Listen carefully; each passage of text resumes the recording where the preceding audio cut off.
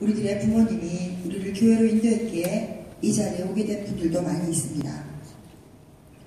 그러나 저는 지난 시간에 말씀드린 것처럼 교회와 아무 상관없고 본 것도 없고 배운 것도 없는 모태 불신앙으로 태어났기 때문에 제가 이제 두 번째 배움의 단계인 자녀를 낳아 부모가 되어 그 부모로서 어린 자녀와 함께 성장하는 두 번째 단계를 배우는 일은 무척 어려운 인생의 숙제였습니다. 믿음이 없는데도 불구하고 하나님은 저를 너무 사랑하셔서 목사님이 7분밖에 안 계신 집안에 며느리를 삼게 하신 이야기는 지난 시간에 제가 권사님들을 또 며느리도 모셔야 되고 사위도 모셔야 되니까 그런 하나님의 섭리를 전하고자 감히 전했습니다. 또한 제가 존경하는 우리 시아버님께서 제가 미숙아를 낳자 불쌍히 여기시며 한 번도 그렇지만 아무리 봐도 우리 집안에 이렇게 미숙아가 태어난 걸 보니 믿음 없는 며느리가 들어와서 재수가 없고 그리고 되는 게 없어서 이런 환란이 생겼다고 꿈에도 생각하지 않으시는 게 분명하셨습니다. 강아지도 알고 고양이도 알고 그리고 사람도 아는 게 말하지 않아도 아는 게 상대방의 진심인 것 같습니다. 지난번에 드린 말씀처럼 우리 아버님께서는 이제 제가 기도를 할 줄 아는 걸 모르시기 때문에 그쵸? 기도를 제가 이렇게 할 줄 아는 걸 아버님이 잘 모르셨기 때문에 다시 말해서 우리 아버님은 제가 기도 못하는 걸 아셨기 때문에 따라 하시겠습니다. 젖 먹일 때마다 기도해라. 젖 먹일 때마다 기도하라. 젖 먹일 때마다 기도해라. 젖 먹일 때마다 기도해라. 젖 먹일 때마다 기도할 능력이 없었다 그랬죠. 그래서 그때 복습 한번 하면 오늘 처음 오신 분들은 빨리 눈치를 채시고 제가 목사님 설교를 듣다가 예수가 그리스도이신 것을 알기도 전에 예수님이 하나님의 외아들이신데 그 외아들 예수님이 누가복음 2장 52절에 이렇게 자랐다는 말씀을 처음으로 접하게 됐다고 제가 전했죠. 누가복음 2장 52절을 다 같이 펼쳐서 이 시간 우리 예수님께서 저와 여러분과 우리들의 자녀들이 한 번은 부모님의 자녀로 태어나서 또 한 번은 자녀를 양육하는 부모가 되어서 또 한 번의 기회가 있는데 신명기 6장 2절에 있는 대로 내 아들과 내 손자들에게 이제 조부모가 되어서 또 한 번 가르칠 수 있는 인간의 완전한 모델을 만나시기를 주의 이름으로 부탁드립니다. 아멘. 누가복음 2장 50절 한번 같이 읽어보겠습니다. 시작. 예수께서는 지혜가 자라고 키가 자라시고 하나님과 사람에게 사랑스러워 가시더라. 이런 말씀을 제가 누가복음 2장 52절을 통해서 만나면서 믿음이 있어서가 아니라 하나님이 외아들 예수 그리스도를 그렇게 독생자로 보내셨다는 게 무슨 뜻인지도 모르면서 어쨌든 그 예수님이 하나님의 아들이라는 것, 그리고 저도 비록 미숙아이긴 하지만 제 아이가 외아들이라는 마음에 따라 하시겠습니다. 똑같네. 우리 이렇게 나랑 상황이 똑같을 때 해볼 만한 용기를 갖게 됩니다. 할렐루야. 아멘. 그래서 제가 믿음이 있어서가 아니라 이렇게 기도했다 그랬죠. 한번 따라 하시겠습니다. 하나님 아버지. 하나님 아버지. 우리 여러분 자녀 이름 다 대세요. 시작. 손대요. 손주대요. 또 결혼하신 분은 미래 자녀까지 크게 다시 한번 시작. 우리 승호도 따라하세요. 예수님처럼 지혜가 자라고 키가 자라고 하나님과 사람에게 사랑스러운 아이로 자라도록 도와주세요. 예수님의 이름으로 기도합니다. 아멘. 근데 기도를 제가 몇 년 했다 그랬죠? 한 15년 했다 그랬잖아요. 그쵸? 한 15년쯤 하다 보니까 무슨 일이 벌어졌다고요? 자, 한번 볼까요? 저는 우리 애가 너무나 미숙아로 태어나서 너무나 몸이 약하기 때문에 예수님처럼 키가 자라게 해주세요 하고 몸이 건강하게 해주세요. 그렇게 기도를 하고 싶어서 말씀을 가지고 믿음이 있어서가 아니라 나중에 안 자라게 해주면 증거로 되면서 왜 우리 애만 안 키워줬냐고 따지려고.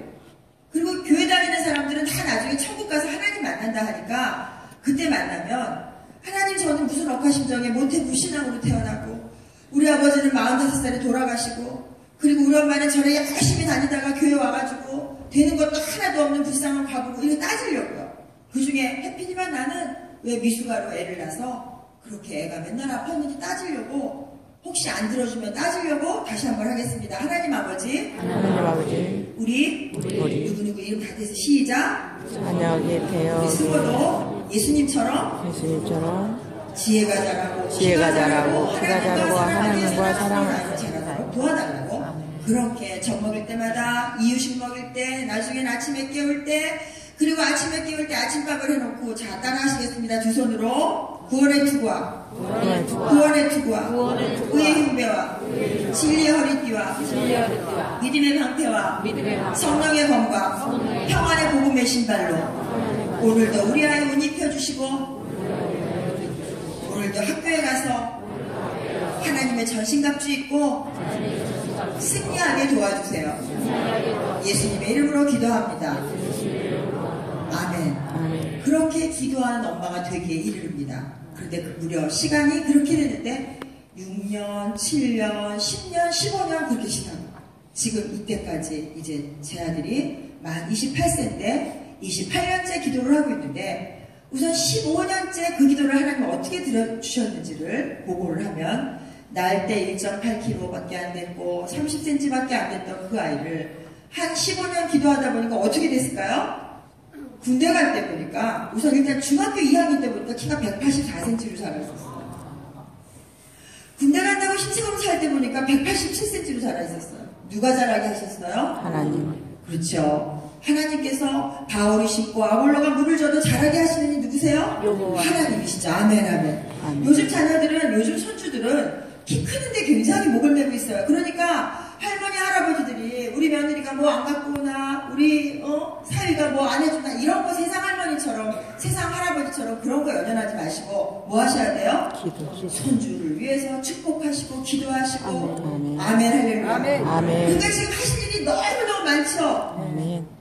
우울하실 시간 없죠. 예. 서운하실 시간 없죠. 아멘. 할렐루야. 아멘. 우리 어린 손주들은 할아버지, 할머니가 축복해서 기도해 주시는 것을 무척 좋아합니다. 아멘. 저는 이렇게 하나님의 은혜 가운데 키가 자라는 그런 은혜를 받았는데, 나중에 보니까 하나님은 구하지 않은 것까지도 넘치도록 주시는 좋으신 하나님이라, 이제 지금 보고 드릴 4가지 영역에서, 자, 지혜는 따라 하시겠습니다. 정신적 영역, 정신적 영역, 키는 육체적 영역. 하나님께 사랑스러우려면 어떤 영역이 성장해야 될까요? 영적 영역. 할렐루야. 제 강의를 들으시고 책을 읽으셨군요. 자, 영적 영역입니다. 그리고 또한 하나님께서는 예수님을 모델로 저와 여러분과 우리들의 자녀들과 우리들의 손주들이 예수님 오시는 그날까지 자손 천대 만대까지 주시는 축복 가운데 따라 하시겠습니다. 인격적 영역, 성품의 영역, 이런 영역들로 전인격적으로 우리 자녀들을 계속 성장시켜 주셨다는 사실을 알게 됐습니다. 할렐루야. 아멘. 게다가 뿐만 아니라 신명기 6장 4절에서 9절을 한번 해보시겠습니다. 우리 지난번에 제가 하나님의 말씀을 기준으로 이스라엘 민족이 그 자녀를 기르는 것을 알고, 제가 그거를 우리 집에 한번 적용을 해보려고 했을 때 신명기 6장 4절을 통해서 뭘 배웠다고 했죠? 창조하신 하나님. 따라 하시겠습니다. 창조하신 하나님, 창조하신 하나님. 창조하신 하나님, 창조하신 하나님. 유일하신 하나님. 유일하신 하나님. 그래서 그렇게 맨날 아픈 내 아들, 불량품 내 아들을 메이드인 가수로 여기면서 뭐 신청했다고 그랬죠? 하나님 앞에? 감사합니다. 권사님 AS 신청했다고 그랬죠. 여러분, 가전제품 고장나고 자동차 고장나면 어디 가세요? 서비스센터 가시잖아요. 그러려면 전화하시잖아요. 그렇죠? 자, 저와 여러분은 그렇게 누굴 닮아서 말을 안 듣는지 지긋지긋하게 속색이는, 나중에 보면 저 닮았더라고요. 그런데 그 아이를, AS를 누구한테 신청하는 은혜를 받게 됐어요? 하나님. 할렐루야. 하나님께 다 두 분씩 짝져서 우리 애가 속색일 때, 두 분씩 짝져서 말씀하세요. 시작. 우리 애가 속색일 때, 우리 애가 속색일 때, 우리 애가 속때 남편 탓, 아내 탓하지 말고, 조상 탓하지 말고, 하나님께 AS 신청합시다. 할렐루야. 제가 그렇게 AS를 신청을 계속 했잖아. 신명기 6장 5절을 통해서는 뭘 배웠다 그랬죠? 한번 따라 읽어보시겠습니다. 신명기 6장 5절 시작. 너는 마음을 다하고 뜻을 다하고 힘을 다하여 내 하나님 여호와를 사랑하라. 그런데 하나님을 사랑하는 것을 저는 알지 못했다 그랬잖아. 여러분은 어떻게 하나님을 사랑하시나요? 저는 해외 근무 중인 내 남편도 사랑하지 못했고 맨날 아픈 내 아이도 사랑스럽지 않았고 그리고 일찍 돌아가신 우리 아버지도 너무너무 사랑스럽지 않았고 그리고 몰락한 친정의 그 남은 친정오빠도 사랑스럽지 않은 그런 이기적이고 부정적인 그런 상태였는데 내가 어떻게 이제 창조하신 하나님 이제 내 아이를 불량품으로 태어난 내 아이 맨날 아픈 내 아들을 AS 신청한 그 하나님으로 내가 이제 여기기는 했지만 사랑할 능력은 전혀 없었습니다. 사랑하고 싶지도 않았어요.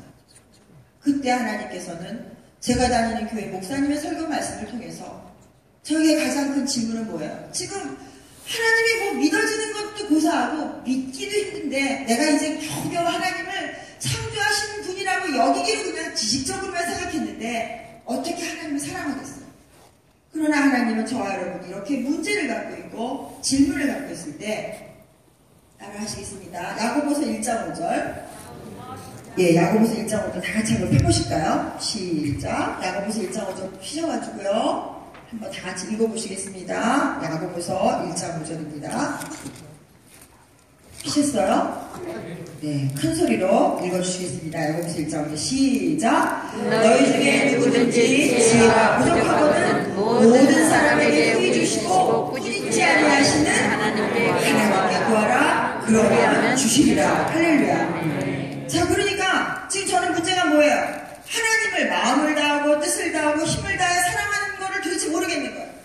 근데 이 지혜를 어떻게 주시는지 봤더니 네 가지 통로를 통해서 첫 번째, 우리가 우리의 인생에 필요한 이 지혜를 하나님은 꾸짖지 않고 구하는 자한테 후하게 넘치도록 주시는데 어떻게 주시느냐?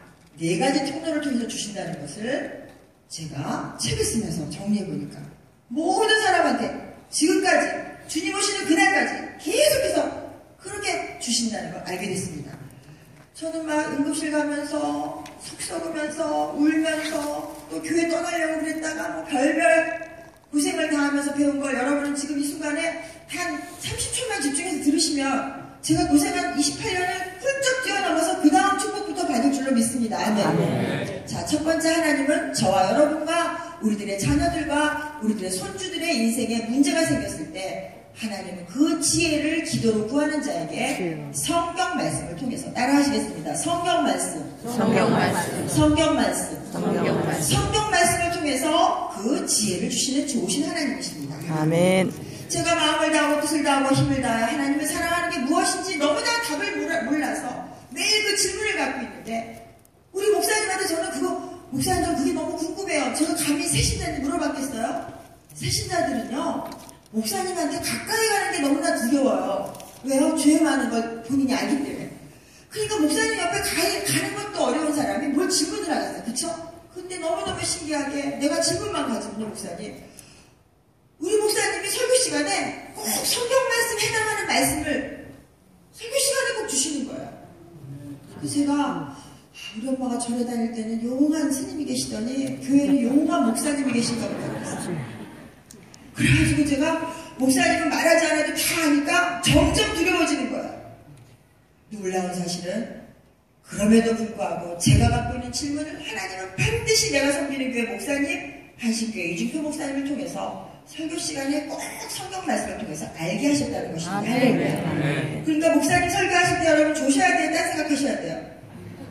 아무것도 안 두분씩 짝져서 근데 그동안 왜 그러셨어요? 물어보세요. 처음 오신 분들 계셔서 다시 확인을 하셔야겠습니다. 근데 그동안 왜 그러셨어요? 한번 말씀하시라니까요. 자, 두 분씩 다시 그동안 왜 그러셨어요? 이제 안 그럴 거예요.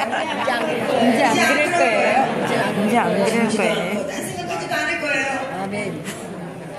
그러니까 저 여러분과 우리들의 자녀들의 인생의 문제, 손주의 문제, 아니 내 아이가 예수님을 잘 믿었는데 믿지 않는 사위 만나더니 딸도 믿음이 시들시들해지고 손주도 주일학교 못 나오고 그러면 그 권사님이 얼마나 큰 짐이에요. 그거 어디 가서 하시겠어요?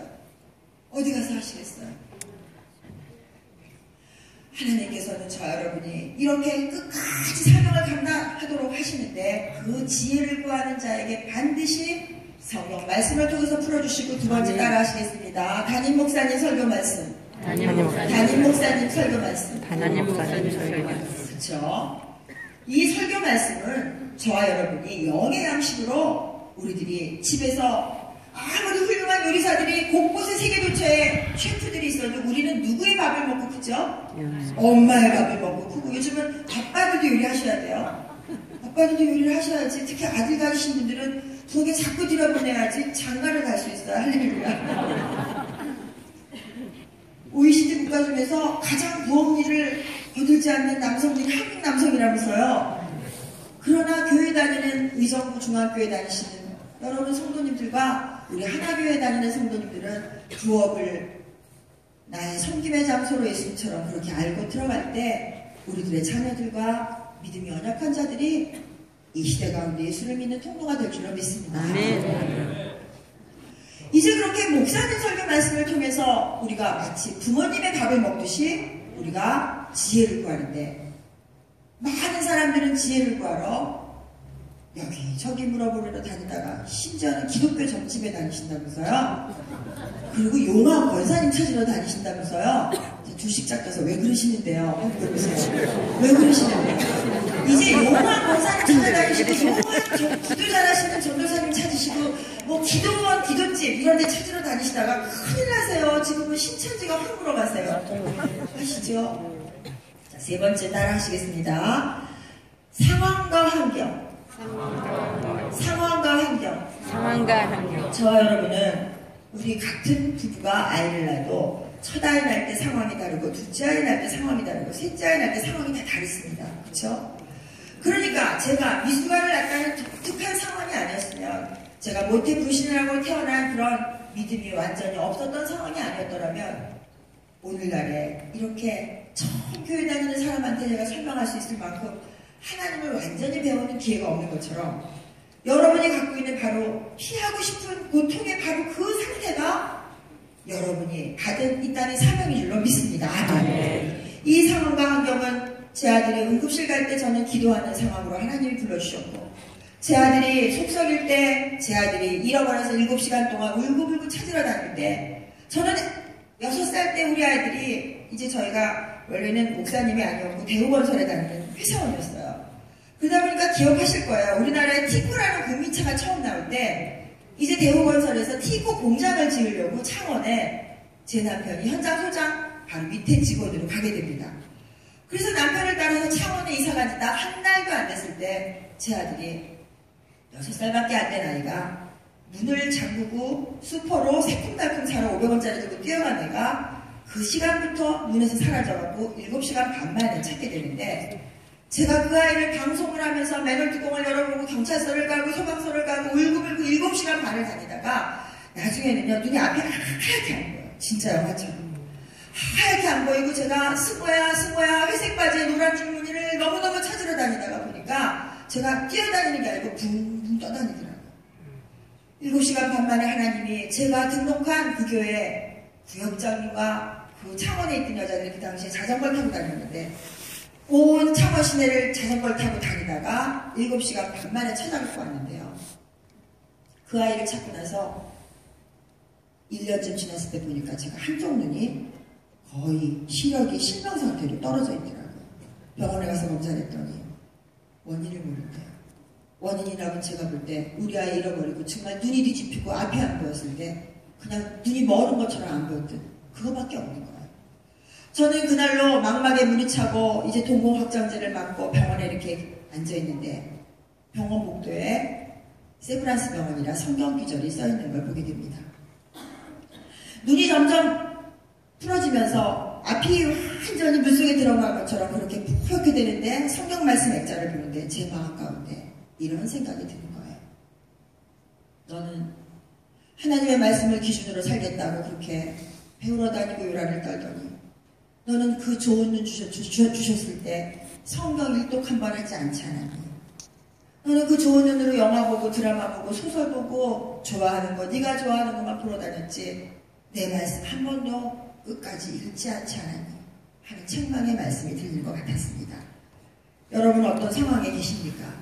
그 상황에서 큰 목소리를 누가 말하지 않아도 만약에 마음 가운데 이런 주께로 돌아오는 회개의 음성이 들면 100% 하나님이 주시는 음성입니다. 아멘.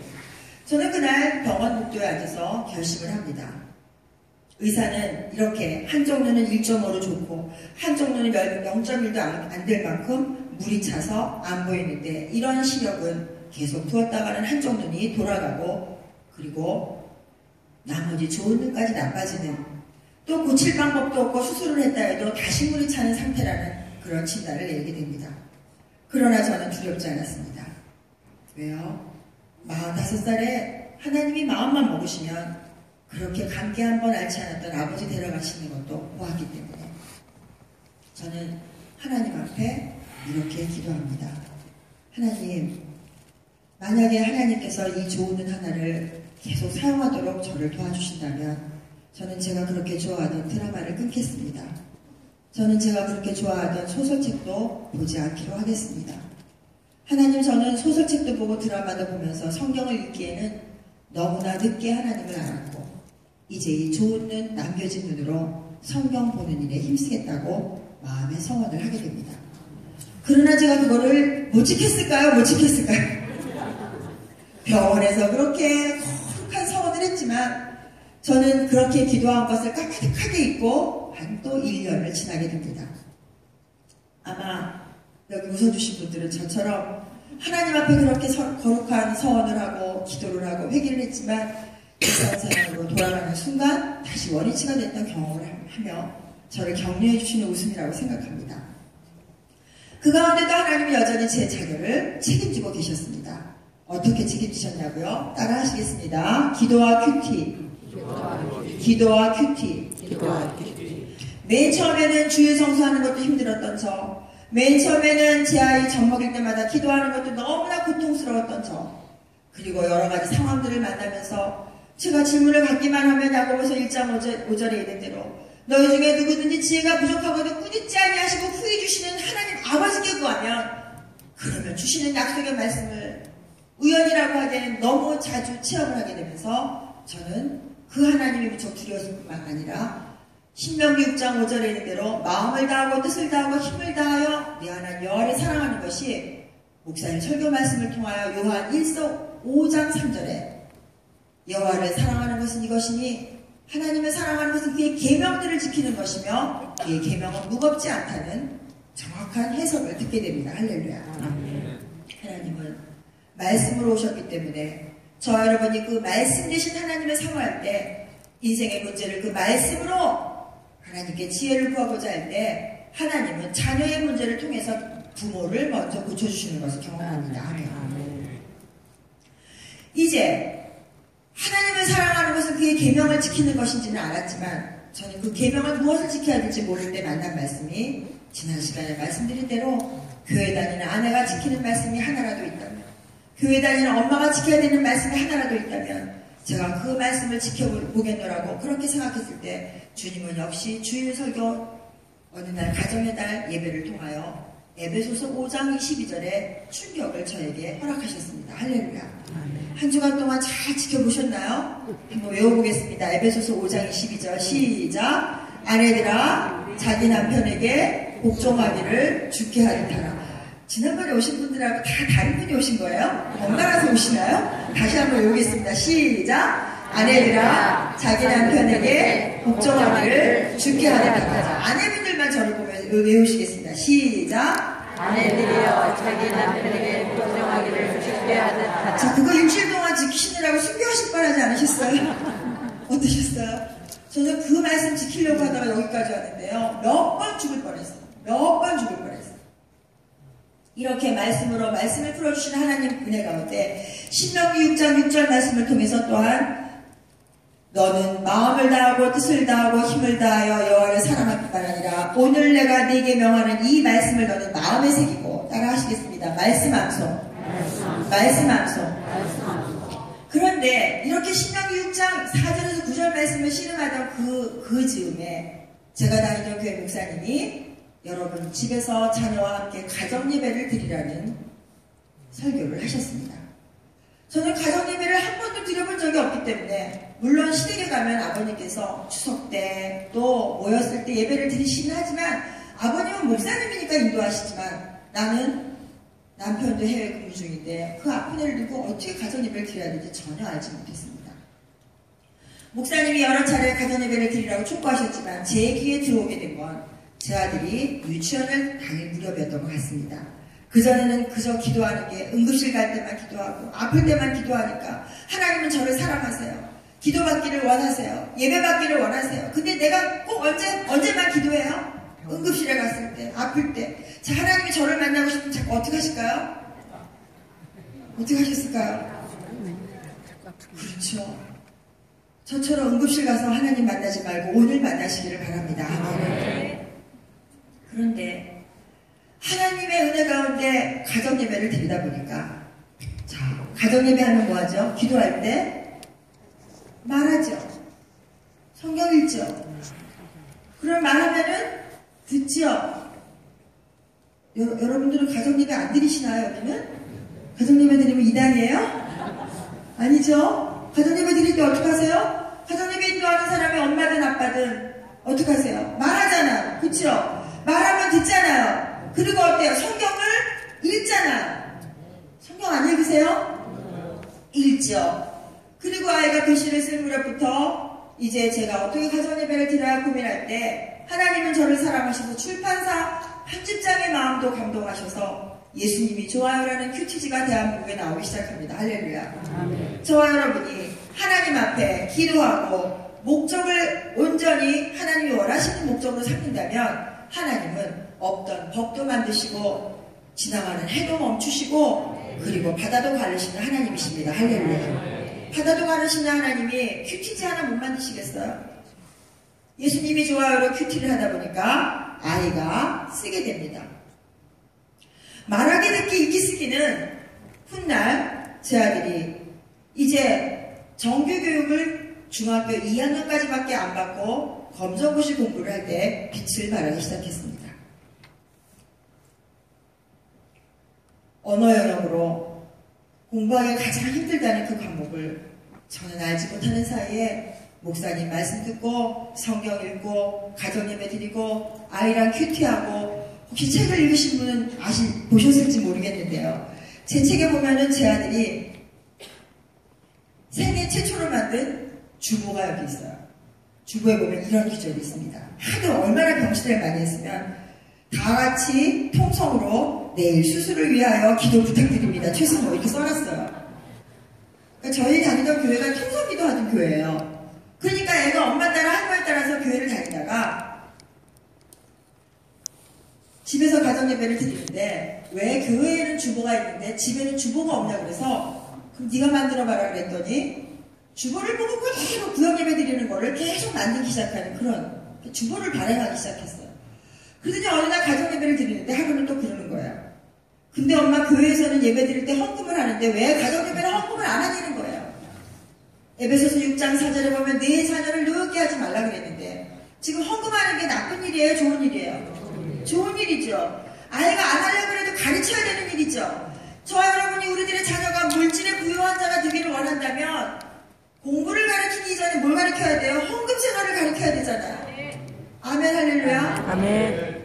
저는 우리 친정이 왜 망했는지 너무너무 궁금했었어요. 저는 몰락한 친정을 갖고 있었기 때문에 우리 몰락한 친정, 우리 가문이 도대체 왜 그렇게 어느 날 갑자기 망해버렸는지 너무너무 궁금했어요. 그때 목사님의 말씀을 통하여 11조 신앙을 배우면서, 아직 수입이 없을 때 따라 하시겠습니다. 만약에 하나님이 계시다면 저에게 10의 굴을 주세요. 그렇죠. 뭐가 있어야 10의 1을 바치죠. 아무것도 없는 사람은 뭐 바칠 것도 없어요. 그러니까 뭘 달라고 그랬어요? 10의 굴을 주세요. 할렐루야. 혹시 여러분 자녀와 여러분이 물질의 문제가 있으십니까? 그렇다면 10의 굴을 달라고 하나님께 구해보시기 바랍니다. 쌓을 것이 없도록 넘치도록 부어주시는 하나님께서 저와 여러분과 우리들의 가문을 물질적으로 구워줄 지한정 끌어다니지 않는 인생을 보장하시는 좋으신 하나님이십니다. 아멘. 근데 제 아들이 예배를 드리면서 왜 가정 예배에는 헌금이 없냐고 우기고 엄마한테 헌금하겠다고 때를 쓰니까, 이제 교회 헌금 봉투를 가져다가 가정 예배를 드리면서도 헌금을 하기 시작합니다. 그런데 저는 엄마 마음에 그냥 1,000원짜리 한 장 하면 좋겠는데 얘는 또 10,000원짜리를 하고 싶다는 거예요. 그리고 자기는 왜 직분이 없냐는 거예요. 할머니는 집사인데 집사를 짐사라고 쓰면서 왜 직분이 없냐고 때를 쓰는 거예요. 그러더니 얘는 꼬박꼬박 헌금 봉투에 직분, 어린이 해서 가정예배 헌금을 하기 시작합니다. 아멘, 아멘. 이 헌금 생활은 훗날 용돈을 책정하기 시작할 때 아이가 혹시 아까워할까봐 저희 부부는 5,000원을 용돈을 주면 5,000원에 11조는 얼마죠? 500원이잖아요. 근데 어린 마음에 아까울 수 있잖아요. 그러니까 아예 용돈을 책정할 때 네 용돈은 5,000원이야. 그런데 11조가 500원이기 때문에 6,000원을 주는 거예요. 할렐루야. 아멘. 하나님께서도 저와 여러분이 11조를 작정만 하면 이렇게 11조를 할 수 있도록 10의 1을 저와 여러분의 능력보다 넘쳐서 부어주실 줄 믿습니다. 할렐루야. 아멘. 이제 그런 체험을 하게 됩니다. 또한 하나님께서 저희 가정에 에베소서 5장 22절뿐만 아니라 이제 에베소서 5장 25절의 축복도 허락하셨습니다. 한번 우리 남성분들만 큰 소리로 에베소서 5장 25절을 같이 읽겠습니다. 에베소서 5장 25절입니다. 시작. 남편들아 아내 사랑하기를 그리스도께서 교회를 사랑하시고 그 교회를 위하여 자신을 주신같이 하라. 아멘. 놀라운 축복입니다. 제 남편은 제가 결혼 생활한 지 지금 거의 30년이 다 돼가는데 저 때문에 순교하신 지경이세요.